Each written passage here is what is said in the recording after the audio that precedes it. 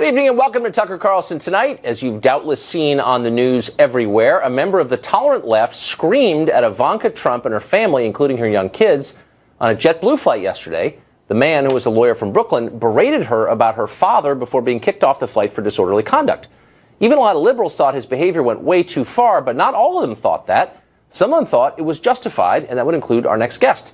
She's Lauren Duca. She's a journalist, and she tweeted this earlier today. Ivanka Trump is poised to become the most powerful woman in the world. Don't let her off the hook just because she looks like she smells good. Lauren Duca joins us. Now, Lauren, thanks for coming on. Hi. Thanks for having me. So I think, of course, it goes without saying that it's valid that you disagree with Trump and you have your own set of political views and perhaps you disagree with Ivanka Trump. I wonder, though, screaming at a mom and her kids on an airplane seems like a violation of privacy and decency and good manners, and it raises the question, what are the venues where you shouldn't scream your political views at people? Would a funeral be out of bounds, church, her son's bris? Like, what are the rules on that? Oh, at a brisk. Yeah, well, I think what is a nonpartisan issue is that air travel is horrific, and I don't think anybody should be enduring confrontations in the air, be it Ivanka Trump with her children or just any other human being in a tin can and feeling dehydrated. Right. And I think that the fact that she is with her children is significant. And I do also think that, you know, a mother in public who's a public figure, you know, there are certain levels of decorum that we should be thinking about. At the same time, she does have an incredibly powerful position. And she's not just a mother. She is a powerful, powerful woman who's connected very closely to the president-elect, not just as his daughter, but in many ways as a business confidant and advisor. And I think that we haven't quite been able to define what all those roles mean. So while I don't want anyone being yelled at on a plane. I don't want anyone yelling at me on a plane. I don't want to yell at anyone on a plane. But I think that, you know, Ivanka's incredibly compelling brand and presence and role as a mother and successful woman, those are interesting and attractive elements of her brand, but I don't know that, you know, where do those protections end to? Kind of would ask you the same question as the funeral but wait, that's not at all what your tweet suggested. In addition to the one that we just read, you put, I think we can put it on the screen. My tweet didn't talk about the plane at all, actually. So what are you referring to? Well, it was within the look, Ivanka Trump was in the news because she was screamed at on the airplane, and you say, don't let her off the hook. And then you go on to say in another tweet, Ivanka has it all, and by that I mean a job, a family, and sinister complicity in aiding the most aggressively anti-woman candidate of our time. Yes. Sinister complicity. She's his daughter. What is that? She was a surrogate frequently throughout, represented him in terms of women's issues. She had Isn't she pretty repeated liberal on women's interviews, issues? and she did speeches on his behalf, where she represented a platform of women's empowerment, and in terms of having it all, I think she's an incredibly successful, brilliant woman. The fact that she was able to balance him out on these issues where he has talked about defunding Planned Parenthood and being against abortion and these typically liberal women's issues that she sort of is a cushion for, I think we need to investigate those things a little more critically, a little more rigorously, and not be blinded by the fact that she looks like she smells like vanilla. Okay, she looks like she smells like vanilla. I mean, who's objectifying women here? I wouldn't say that. Oh, my God. No, I'm actually asking a serious question. My point is she's a beautiful, gorgeous I don't care what she force looks like of nature. or smells like. I mean, what exactly do you disagree with her on specifically? Oh, my goodness. I'm saying that she is incredibly welcoming. She's gorgeous and smart. I mean, she's, in a lot of ways, many elements of her persona are admirable and something to look up to is what it, is a joke. Okay, but you said that she has sinister complicity in aiding the most... Yes, I absolutely believe that. Okay, I'm not backing down from that at all. So it's sinister for a daughter to support her father's presidential campaign because you don't like her father? It's sinister for a daughter to capitalize on the power of feminism and uniting women and empowering women while supporting a candidate who is the most anti-woman candidate this country has seen in decades. What does that even mean? Like, why don't you tell? I mean, she's anti-woman because he wants to defund Planned Parenthood. I'm sorry, is that what I said? I think my earpiece might not be working because that is most certainly not what I said. Okay. She's guilty because he's anti-woman. She's complicit in his, quote, anti-woman positions. To continue to stump and support his positions. But it's her dad. I mean, I don't understand. So I guess the point I'm making is you're drawing this kind of world where everyone who's not on your side is evil and that's is, not what I as said, you put even it, remotely. fair game. That's well, not actually, what that's I what said. you said. Tucker, you said she's, Tucker, quote, fair that's game, not what even I though said. she smells good. Tucker, I did not say anybody who disagrees with me is evil. Then I'm going to ask you again. What do you disagree with that she has said? What position that she holds do you disagree with? I disagree with her providing a surrogacy for her father based on an empowerment of women when that is an inherent disconnect between his campaign and her beliefs. So you agree with her, but because she supported her dad, she's somehow fair game. I did not say I precisely align with her. I'm trying to understand what you're saying. What that she believes, Tucker, don't you believe? you're not trying to agree with what I'm saying. You're shouting over me every time I speak. It's incredibly unprofessional. I'm asking you a simple question. You're not. Which is, you're actually being a partisan game? Hack who is just attacking me ad nauseum and not even allowing me to speak. Well, Tucker, I think we agree here. Right? No, I don't think we do. We both agree Lauren. that she didn't deserve to be attacked. I think it's appalling that some guy yelled at her on an airplane and you're saying she's, quote, fair game. I very clearly and calmly said that no one deserves to be yelled at on a plane. I don't want to be yelled at. I don't want to yell at you on a plane. I'll yell at you here, but you're not on a plane. You're saying that to me because I'm confronting you about it, but on Twitter, on your Twitter feed where you scream, F you, Donald Trump, eat feces, Donald Trump, all this kind of... Wait, what? Well, I can't say the word you used, as you well know. But I said feces Donald Trump. That's what I said. You said eat, in effect, human feces on Twitter. Tucker, you are talking at this trivial, mundane level of argument. Okay. We're agreeing. Tucker, can I ask you a question? Tucker, can I please? Let me ask you to account for something that you wrote. No, Tucker. And in Teen do Vogue. you or do you not agree that we deserve, as the American people, a level of transparency in terms of Ivanka's role? I think we need to take her seriously and that she's a positive role model and Lauren, admirable in a lot of ways, but that she still requires transparency. She's flying with her kids on an airplane. In terms of having a government position or being a businesswoman or being a mother. Okay. So we do agree. I agree that anyone who's making decisions about how the federal government runs should have to answer questions about those decisions. Okay? I don't think you should hassle people because you disagree with them in public. And I didn't say you should. So we do. Tucker, we agree. We agree. Here is your description of the Trump administration. You wrote this piece in Teen Vogue, which I guess you write for. Oh, which you guess I write for? Yes. That's not fake news. That's real news. I write for, you guess? Oh, you guess, Tucker? You guess? That's really patronizing. I haven't read Teen Vogue because I'm not a Teen Vogue reader. Well, you have in front of your producers asked me if I wrote for Teen Vogue. You have my Teen Vogue article in front of you. My name is Lauren Duca, and I write for Teen Vogue. Well, got it. Here's what you wrote. Okay. The road ahead is a treacherous one. There are unprecedented amounts of ugliness to untangle, from deciding whether our president can be an admitted sexual predator to figuring out how to stop him from threatening the sovereignty of an entire religion. Yes. What does it mean to threaten the sovereignty of religion? What does that even mean? That means an entire agenda, a platform based on banning Muslims, which is still available on his website. How does that threaten the sovereignty of religion? That's moronic, Lauren. You're a writer. How does that threaten the sovereignty of it? Pardon me for taking your words literally. Sorry, how does what threaten the sovereignty of it? Threatening to ban Muslims? That threatens the sovereignty of it?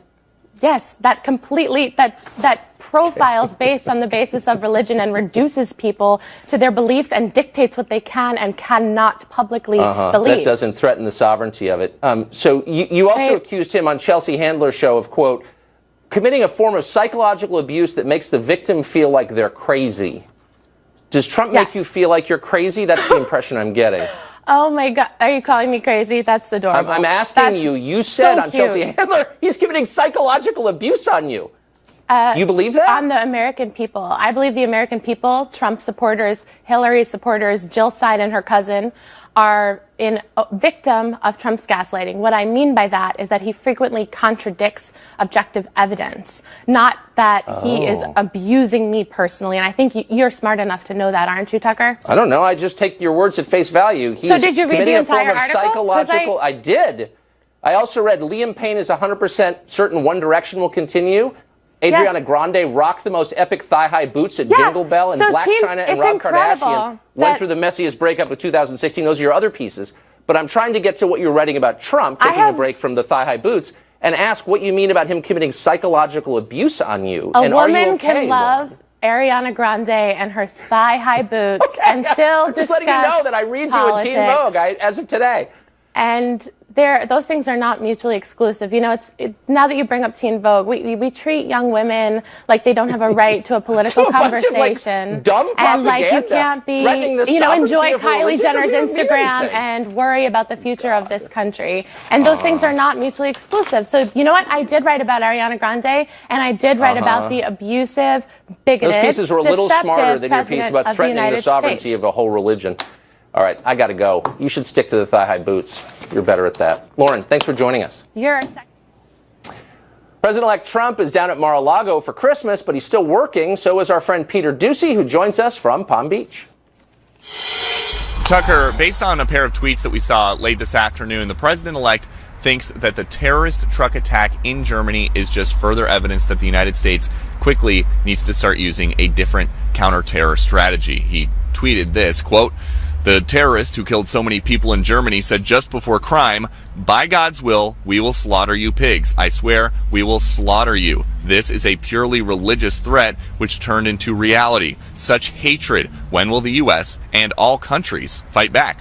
There have also been a lot of questions this week about why the president-elect has been talking about expanding the U.S. nuclear arsenal and whether or not that talk is meant as a signal to Putin. But today, for the first time, we saw a Christmas card that was sent from Moscow to Mar-a-Lago by the Russian president himself.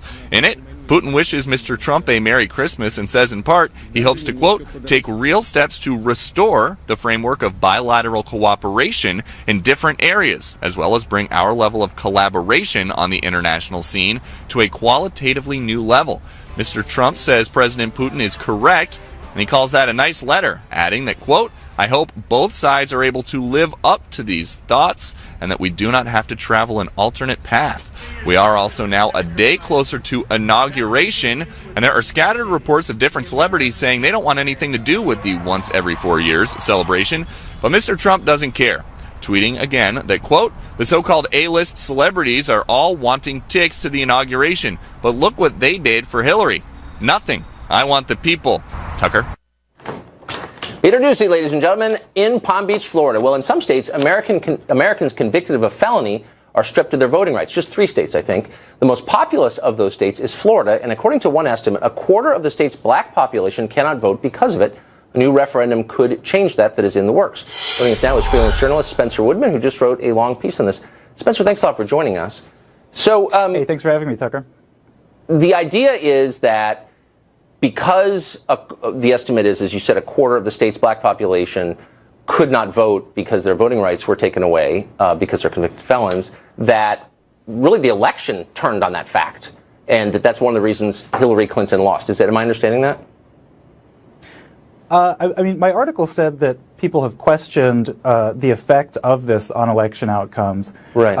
I mean, if you look at the Bush v. Gore election, for instance, the state's population of disenfranchised ex-felons, which stands at more than 1 million.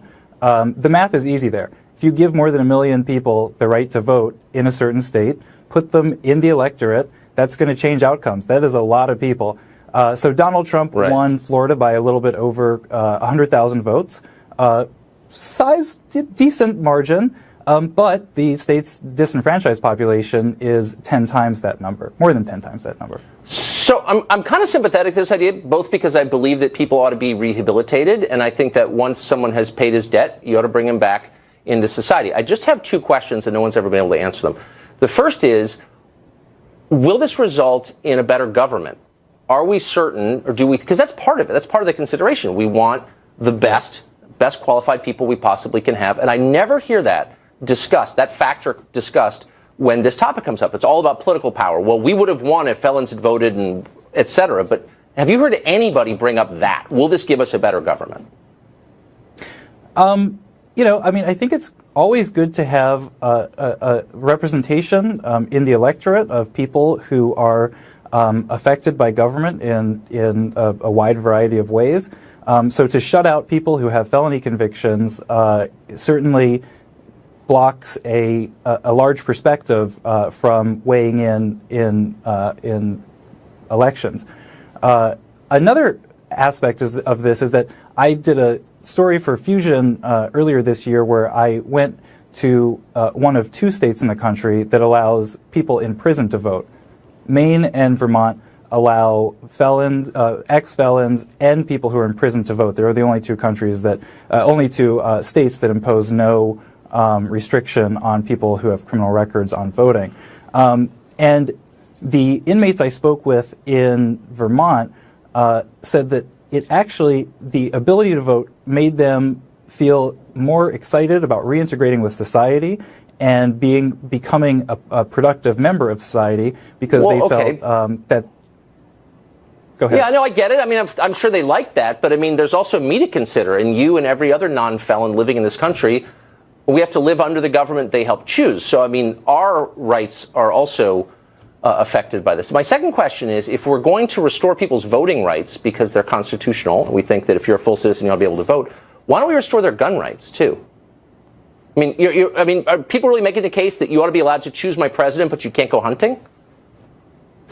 The group of ex-felons who are disenfranchised in Florida who are spearheading the campaign to end the state's prohibition on felony voting, they're not focusing on gun rights. I don't know if there's a comparable group. But why is that an unfair? Why is that an unfair question? If we're going to trust someone to make the most important civic decision of all, who governs us, and say simultaneously we don't trust you to go deer hunting or to have a shotgun at home, like that doesn't make any sense, does it?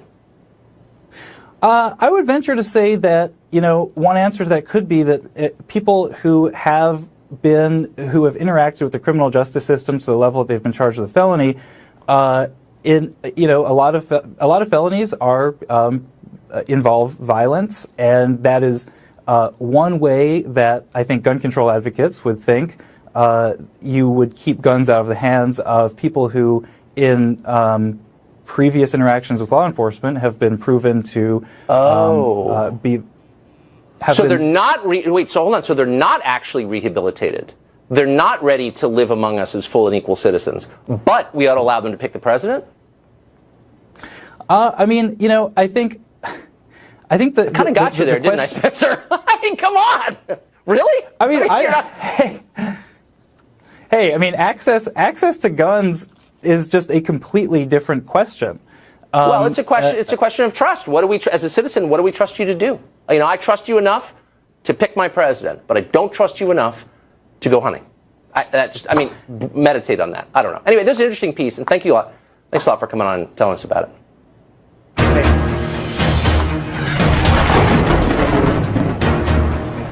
Time now for Twitter Storm, our nightly forecast of social media's most intense weather patterns. The Washington Metropolitan Area Transit Authority, Metro as it is known here, is catching some heat for the 2017 presidential inauguration card they created. Take a look at it. Tell us if you notice anything weird. Compare it now to 4 years ago, the card they did then. Do you see the difference? Yes, you do.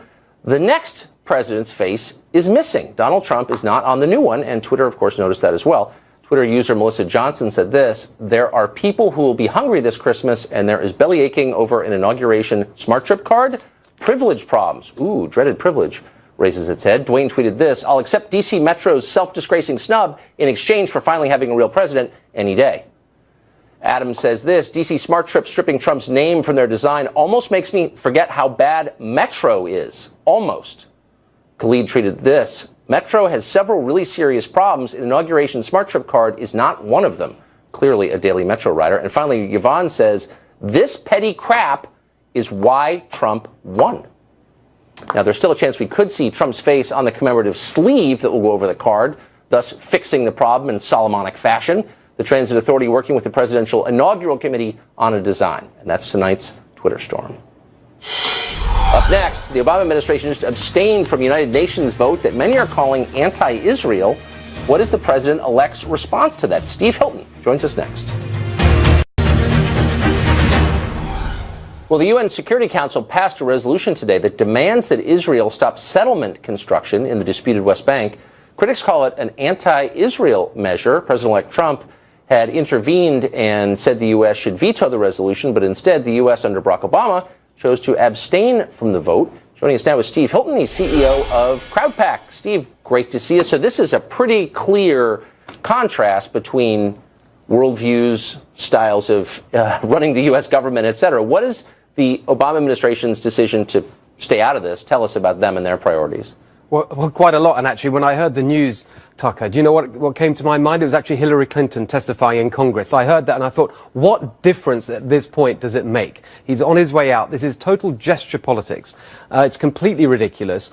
The whole sequence of events where Trump intervened to say that he was going to change things when he got in and therefore there's no point having this vote because he's going to have a completely different approach. Then the Obama people come in and get a whole bunch of countries to put the vote up so that they could just do this gesture of abstaining. Right. It's just completely ridiculous and just makes the UN, I think, look like a joke. Well, of course it is. I think, though, and correct me if I'm wrong, but I think it's still official U.S. policy that we're against settlements. Do you think Trump will change that?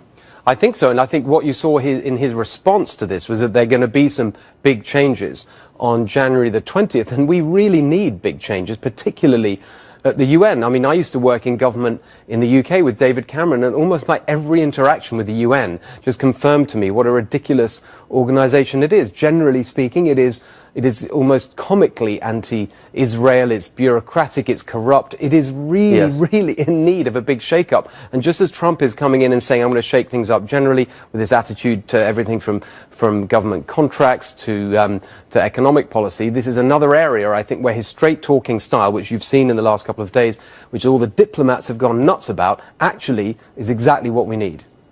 So the UN is one of those organizations where the closer you get to it, the harder it is to identify what exactly they do that's worth doing. They certainly haven't helped Africa any in the last 50 years.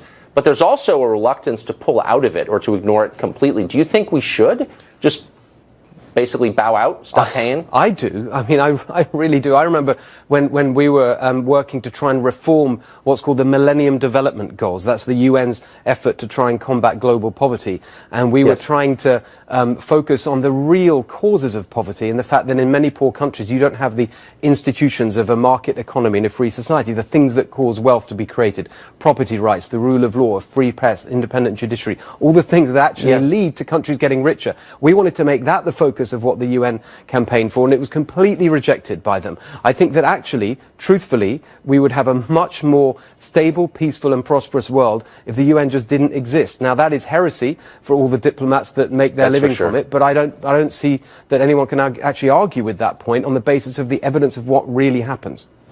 Well, I mean, if Trump is willing to cast doubt on America's commitment to NATO, which I don't think any American president has ever done, why wouldn't he be doubly aggressive with our posture toward the UN? Well, I really hope he will be. And again, there's going to be a shock and people are going to be horrified. But I think that, as with so many of the things where he's challenging the kind of sacred cows and breaking all these taboos, the proof of it will be in what happens. And he's also said that something that he really wants to get into is the Middle East peace process and really trying to, as he put it, make a deal there. Now, he knows how to negotiate. He's shown that already since even before taking office. And he's taken this strong position on Russia, on China, right across the board. He's shaking things up by just being who he said he was all along in the campaign, which is a businessman who wants results and who understands how to negotiate. In foreign policy, that is exactly what you need.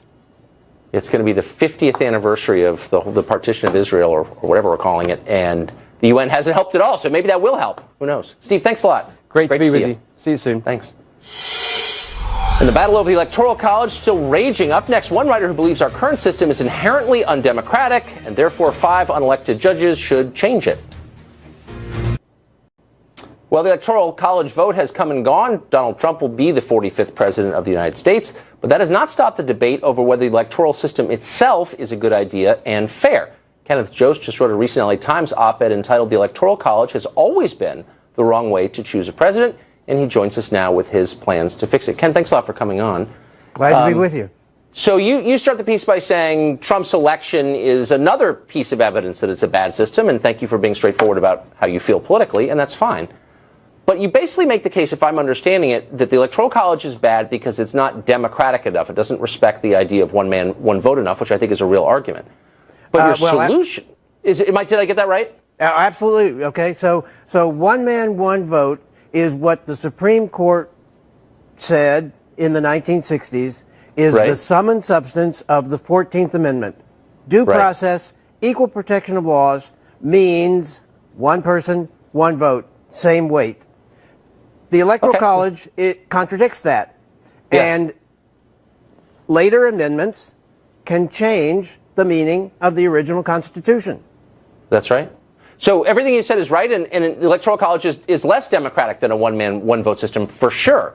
It's your solution that gives me pause, which is, rather than have the states vote on it, which would be the most democratic way to do it, you're choosing the least democratic way to do it, which is to have 5 unelected justices make the decision to change it. That seems like more of the problem you're decrying. I understand it's an audacious argument to say that the Supreme Court can strike something out of the Constitution. Absolutely. But the Supreme Court has done some audacious things, after all, abolishing racial segregation in public schools, establishing constitutional right for same-sex couples to marriage, etc. And striking down part of the campaign finance law in the Citizens United case. Okay, so the Supreme Court, way back when John Marshall was Chief Justice, said it is fundamentally the province of the judicial department to say what the law is. And if the Electoral College violates provisions of the Constitution that were added afterwards, it's the court's job to do it.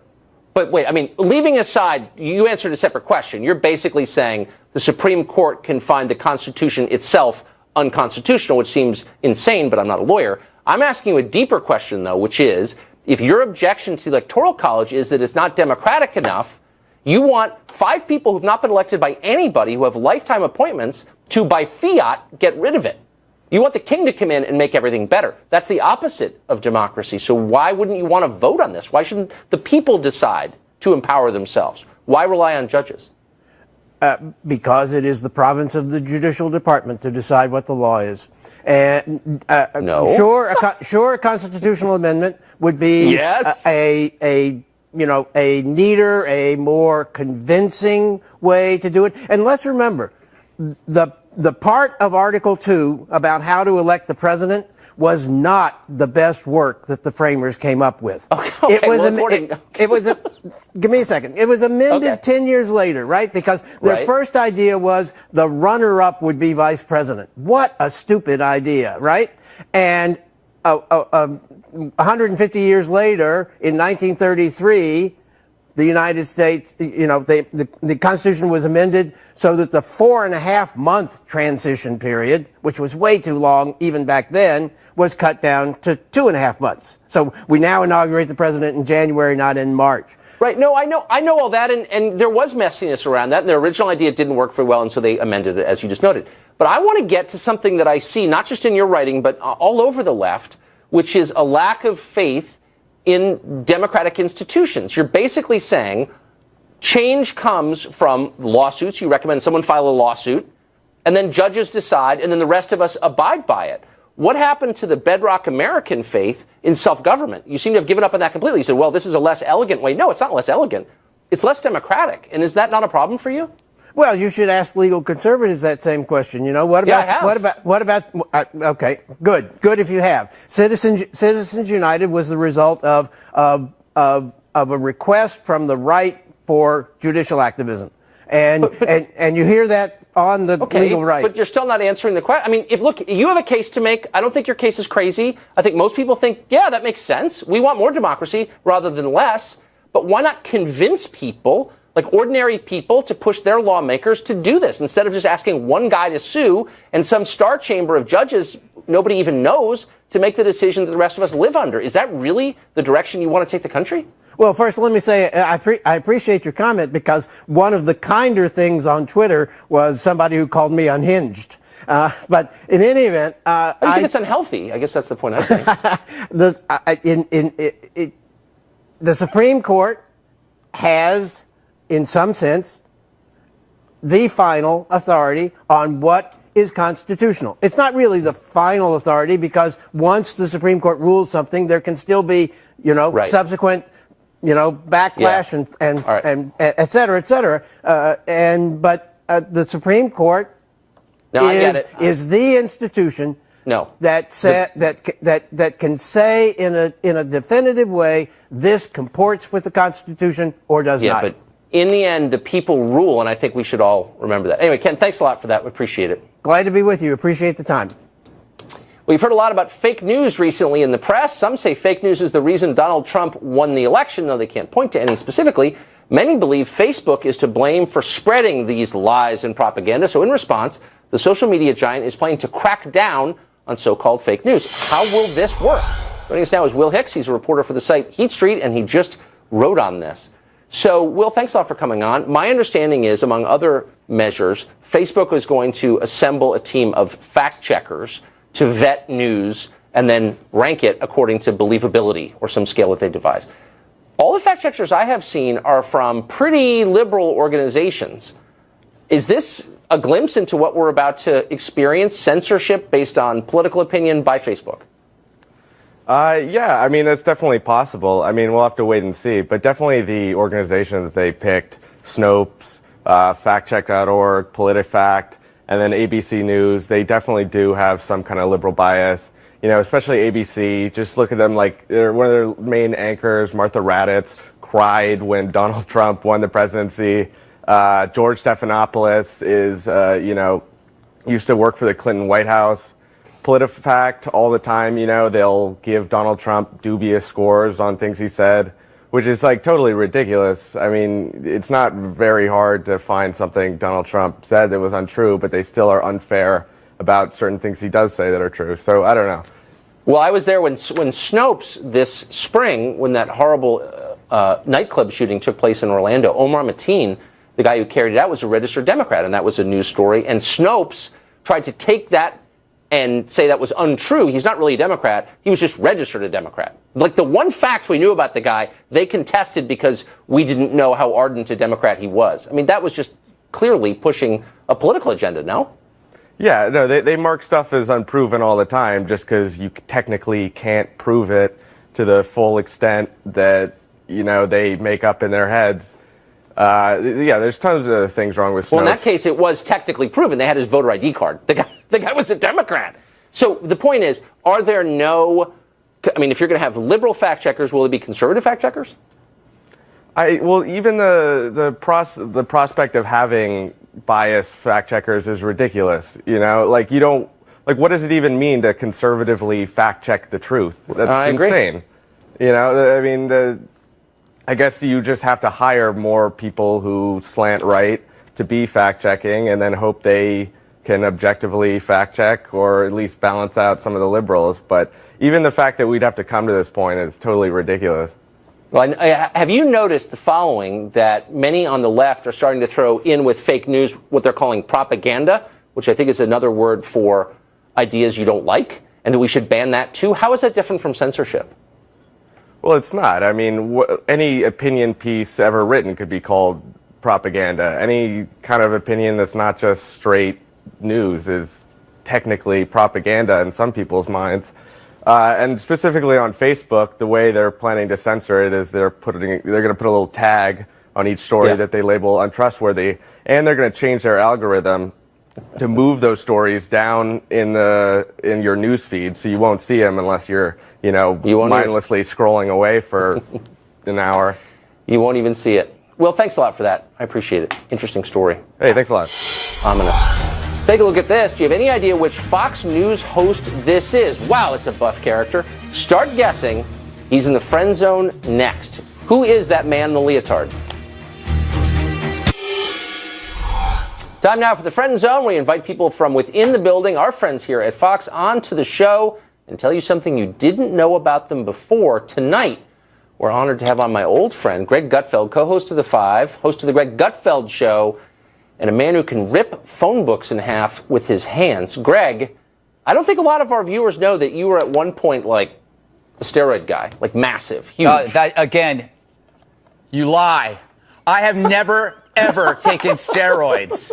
I have never taken steroids in my life. And I'm not even really a friend. I'm more like just a co-worker. You see it. Oh, there it is. There's the picture. By the way, that was me when I was an editor of Men's Health yet. I guess I was their creative director, and I was teaching some kid how to lift weights on America's Talking, which was Did like they a have network. uniforms at Men's Health? Did you have to wear the leotard, or was that voluntary? I wore it wherever I went, even in the shower. I was one of those people, Tucker. Tucker lies. Tucker lies. By the way, the editor, that girl at Teen Vogue, she destroyed you, Tucker. Yeah, she killed destroyed me. you. We're not having dinner after the show. I don't think she liked me. That was my sense. We ran out of time before she could use the F word, unfortunately. But she was close. Yes. So, but you really were, I mean, no joke, a serious muscle guy, serious bodybuilder. Exercise is the most conservative endeavor because you actually see the reward. Whatever you put into your body, whatever weights you do, you see the reward. There's no welfare for abs, Tucker. There's no affirmative action for quads. You got to go in, you got to do it yourself, unless you use steroids, but then things shrink. So it's not worth it. So you actually have to put the effort in to get the reward. There are no commies in the gym. Well, so what was your favorite muscle? Well, I believe that the abs were the 90s bicep. And I'd like to think that I helped engineer the ab phenomenon, like the 5 steps to flatter abs. I think I wrote that cover line, and I also wrote the cover line, the worst 5 things you can do for your abs, which I just flipped the article for the next month and added and then changed the cover line. Little trick there. What our viewers don't recognize is that you're not joking. You really were. And by the way, you're still in great shape. I think we have video of you doing push-ups on TV. Do we have that? Oh, yes. Am I clothed? Oh, yeah. This was on Kathy Lee's show. And I did not know I was doing this. And I'd been out all night the night before. So there were things coming up as I was doing that. Do you still do this? What's your workout regimen? I go to the gym. I go to the gym every morning. I go to Equinox. I get on the stair climber. I write my notes for the 5, and then I don't go too fast because I am old. And then I do some light weights. You should try it, Tucker, instead of running through Times Square chewing Nicorette gum. This is what Tucker does. This is what Tucker. He runs at like 7:30 it used to be like 7 o'clock in Times Square, chewing Nicorette gum. He's weaving like a rat in a pinball machine. Like the drunks, people are throwing up, and Tucker's just winding through. It's the strangest phenomenon. This is about your secrets, not mine. Excuse me as I choke on my Nicorette. Greg, it was great to see you. You're fitter than I ever realized. I'm not going to ask you to show your abs. We'll see them later. They're hidden. Thanks, man. Great to see you. Bye. Well, we've talked a lot about liberals melting down after Trump's win, but next we'll talk about one who is doing the exact opposite. It's a really interesting letter. Stay tuned. A friend of mine named Rod Dreher, who writes a great column over at the American Conservative, got a remarkable letter the other day. It came from a reader out in California. She's a lifelong liberal who's having second thoughts about the world after Trump's election, but not in the way you think. She didn't give her name for fear of reprisals, but her words were so eloquent, I thought they were worth sharing. Here's part of what she wrote. Quote, in the wake of Trump's election, I'm experiencing tribe fatigue. I'm not tired of the other, the detestable tribe. I'm tired of my own. November 8th and its aftermath revealed to me that I am just so tired of these people. I can't be like them, and I don't want my kids turning into them. I'm tired of their undisguised contempt for tens of millions of Americans, with no effort to temper their response to the election with humility or empathy. I'm tired of their unexamined snobbery and condescension. I'm tired of their name-calling and virtue signaling as signs of supposedly high intelligence. I'm tired of their trendiness, jumping in every left liberal bandwagon that comes along, transgender activism, anyone, and then acting like anyone who's not on board is an idiot or a hater. I'm tired of their shallowness. It's hard to have a deep conversation with people who are obsessed with moving their kids' pawns across the board. Grades, sports, college, grad school, career, and in their spare time, entertaining themselves and taking great vacations. I'm tired of their acceptance of vulgarity and sarcastic irreverence as the cultural ocean in which their children swim. I'm tired of watching them raise clueless kids who go off to college and within months are convinced they live in a rapey, racist patriarchy. Make America great again is hate speech, and Black Lives Matter agitators are their brothers in arms against white privilege. If my kids are like that at 19, I'll feel I've seriously failed them as a parent. I'm tired of their lack of interest in any form of serious morality or self-betterment. These are decent, responsible people, many of them compassionate by temperament. And yet they seem two-dimensional, as if they believe that being a nice, well-socialized person who holds the correct political view is all there is, and there's nothing else to talk about. I am tired of being bored and exasperated by everyone. I feel like I've read this book 1,000 times, and there are no surprises in it. Down with Trump. Trans lives matter. Climate deniers are destroying the planet. No cake. We're gluten-free. These are good people in a lot of ways, but there has got to be a better tribe. And that leads me to, drumroll, the Christian right. Since November 8th, my husband and I have been taking the kids to church. I've come this close to buying a giant poster of the American flag for the living room. I may do it still. I want to prepare my kids to live according to some unchanging truth, not subject to every passing trend, and this felt like a start. This may be obvious to you, but secular liberalism does seem empty in some way, despite all the things my educated middle-class tribe has to be grateful for. I want more, especially for my precious kids. I'm trying. Wow. Well, if you live in a certain kind of zip code, you know exactly what she's talking about.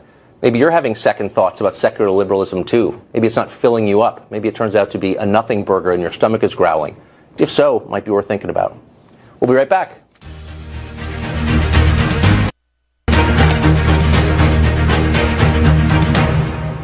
Now it's time for You Choose the News. We asked you to tell us what stories we ought to be covering but aren't. Tonight's winning submission comes from Twitter. @LimoRec tweeted this: desperate liberal thinks he found the smoking gun on Trump, his height. And he retweeted this story from senior political White House reporter Daryl Samuelson. And it's this: Trump's driver's license casts doubt on height claims. Shows he's 6'2" and not 6'3". We're not making that up, by the way. Another hard-hitting investigation by Politico, the place you go when you want breaking news. And we're going to take up the challenge and answer the question: is Trump 6'2"? Is he 6'3"? Could he possibly be 6'2 and a half? We're going to find out, tape measure in hand, once we get to the bottom of it, or maybe the top of it, and let you know. So thanks for that. And on Monday, our segment News Abuse is back. Have you seen an egregious example of media bias or dumbness, not including the one you just heard? A ludicrous headline or television segment? Send your evidence to us at Tucker Carlson on Twitter, or you can email us at tuckercarlsontonight@foxnews.com. That's it for us tonight. Tune in every night at 7 to the show that is the sworn enemy of lying, pomposity, smugness, and groupthink. Don't forget to DVR the show if you haven't already. It's almost Christmas, so we hope you have the best one ever. We'll see you in 2017. It's going to be a great year. I have that feeling.